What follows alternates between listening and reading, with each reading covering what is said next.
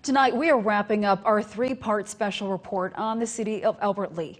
We're exploring how the business owners figured out a way to survive financially and emotionally during a global pandemic. That's right. Last night, ABC 6 News reporter Rachel Mills shared the stories of two downtown businesses, a restaurant and a toy store, and what helped them make it through the year. Well, tonight she is with us again, sharing two more business stories. Rachel.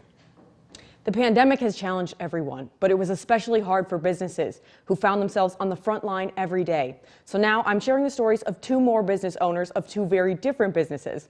One keeps you physically fit, while the other keeps your mind sharp. Both were able to persevere with their livelihoods at stake. Coming back now for about a year, and then we were shut down in December again.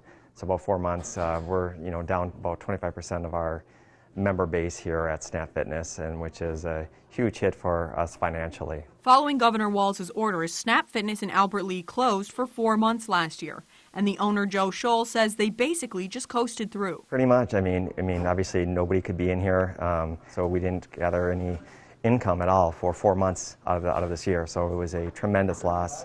Yeah, our bank, our PPP, we got loans like that again saved us. Joe, who owns the gym with his wife, said losing it would have really hurt. I mean, that's our life, that's our family.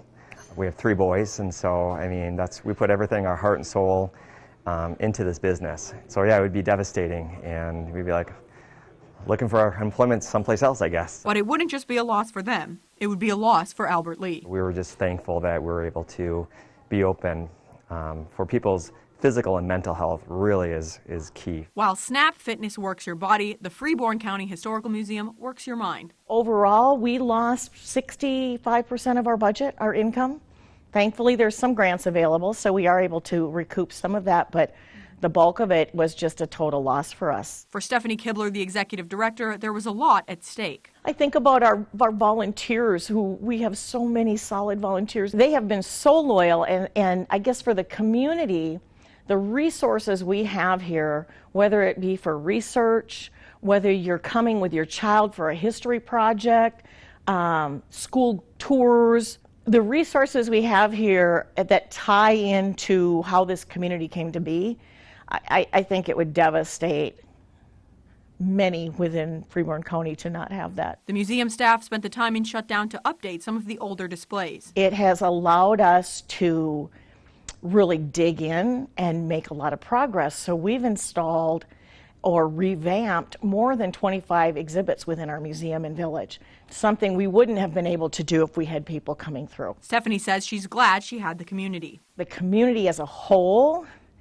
I think, is incredibly supportive of one another. I see, from the history perspective, innovative business leaders coming out who have totally changed their business plans. Stephanie also says she made sure to support other local businesses herself. Almost weekly, I would order food in. And that was me personally wanting to make sure, number one, that my staff felt supported, but also that my community partners felt supported. So I think there's ways that we all supported one another, and hopefully we didn't lose too much. Many business owners, including Stephanie, see a brighter future for Albert Lea. I see this community is going to come out of this with a few bruises and scrapes, but I think it's going to be stronger. I think just because we've been building those partnerships. Well, thank you, Rachel. You can feel the community spirit there. You know, we both had a chance to tell part of this important story. From your point of view, what was the most important thing you took away from your interviews with those business owners? Definitely the fact that all these business owners supported each other, and they were all shopping locally, buying food from each other. Like Stephanie said, she would order in for her staff, and that the community was there. When I was down there, there's signs everywhere that said, shop local, thank you for supporting small businesses. And it was really a team effort to save Albert Lea, and it's really encouraging to see that. All right, Rachel, thanks. You know, I talked with city and community leaders. The redevelopment leader says that he will most likely take another survey of the businesses, find out what they need now moving forward. Albert Lea is like many other small cities in southern Minnesota, keeping them alive in the pandemic. It's not been easy, but it's clear that saving Albert Lea and all the others is critical to the economy. And by the way, all 3 parts of our special are available right now on our website, KAAL-TV.com.